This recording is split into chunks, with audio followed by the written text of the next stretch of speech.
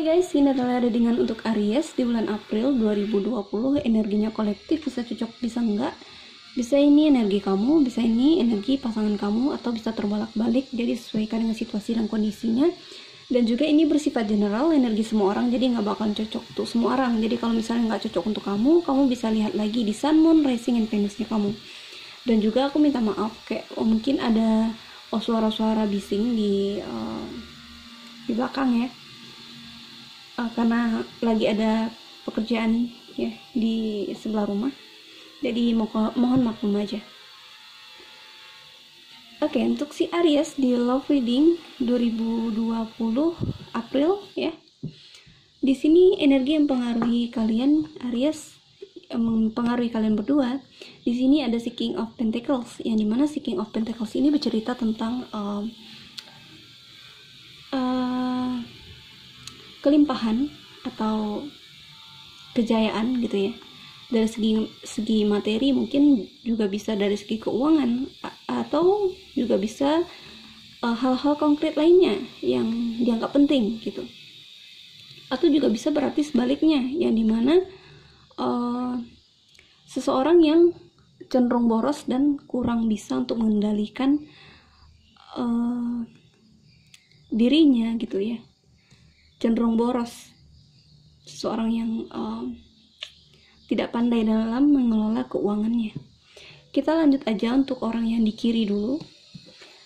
Di sini apa sih yang lagi dia pikirin atau yang lagi dia rasain? Di sini ada si Six of Swords, yang dimana di sini dia merasa kayak perlu untuk menjauh dari satu situasi yang dimana itu dia rasa menyesakkan ya.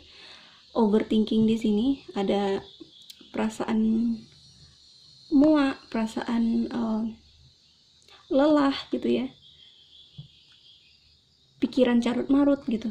Nah di sini dia kayak memutuskan pengen pergi dulu lah dari situasi ini gitu, pengen menjauh dulu, dan mungkin juga bisa berarti menjauh dari hubungan ya beberapa.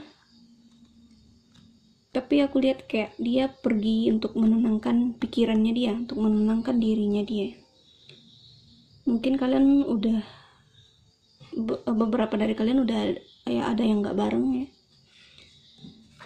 Kita lanjut di suasana hatinya dia. Di sini ada si Knight of Pentacles, yang dimana ini jelas banget dari segi keuangan, yang dimana dia kayak berusaha fokus di segi keuangannya ya. Dia meninggalkan satu situasi yang dimana sisi emosionalnya dia, dan dia mencoba untuk fokus ke keuangannya dia, dan hasilnya memuaskan di tahap awal gitu. Ibarat naik jenjang ya, ini baru kemenangan atau kesuksesan di tahap awal, tapi itu udah cukup bagus. Dan ya, karena ini si Knight of Pentacles ini adalah seorang yang giat ya, dan akan terus berjalan ke arah mapan. Nah kita lanjut di actionnya. Di sini ada si Four of Pentacles, yang dimana dia kayak menyimpan perasaannya, atau menyimpan unek-uneknya gitu, kayak memilih untuk menjauh dan menyimpan apa yang perlu, yang rasanya dia menyimpan apa-apa yang dia rasa hanya akan memperburuk suasana kalian berdua, atau mungkin suasana hatinya juga gitu. Nah di sini dia kayak menahan diri akan suatu hal. Kalau ini tentang segi keuangan, mungkin dia lagi nabung gitu ya untuk suatu hal. Mungkin dia merasa kesulitan dari segi keuangannya, tapi nggak apa-apa, dia nabung gitu ya, karena seperti aku bilang tadi, dia fokus ke segi keuangannya dia dan akan terus berjalan ke arah mapan, dan nantinya bakalan ada kemapanan ya. Ada si King of Pentacles. Dan kita lihat untuk orang yang di kanan, di sini ada si The Devil, yang dimana sangat terobsesi. Mungkin dia terobsesi kepada orang yang di kiri, aku nggak tahu, sangat terobsesi, cinta yang menggebu-gebu gitu, pengen memiliki perasaan, pengen memiliki perasaan, pokoknya tidak ingin lepas gitu ya.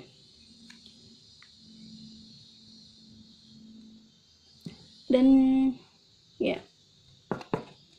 di sini ada The Hermit, yang dimana perasaan yang menggebu-gebu ini adalah sebuah ujian untuk dia dari universe, yang dimana dia diharuskan untuk mengenal dirinya dari situasi tidak mengenakan ini. Bisa dibilang kayak siklus karma gitu ya, yang dimana dia harus ambil pelajarannya gitu. Nah di sini dia harus ambil pelajarannya, dia harus menemui dirinya, harus tahu apa yang dia mau, harus mengenali jati dirinya.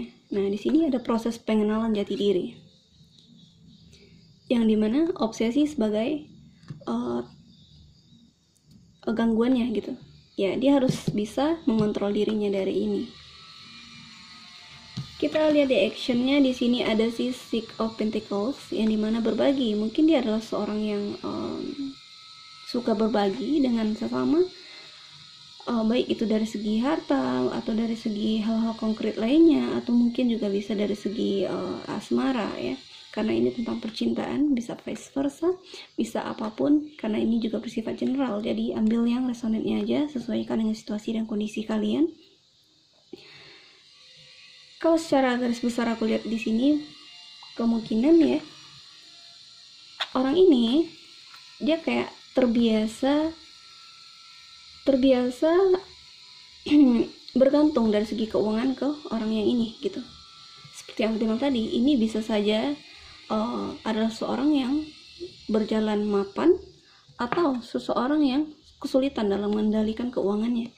Nah di sini aku lihat ya, kayaknya orang ini yang kesulitan dalam mengendalikan keuangannya. Karena kenapa?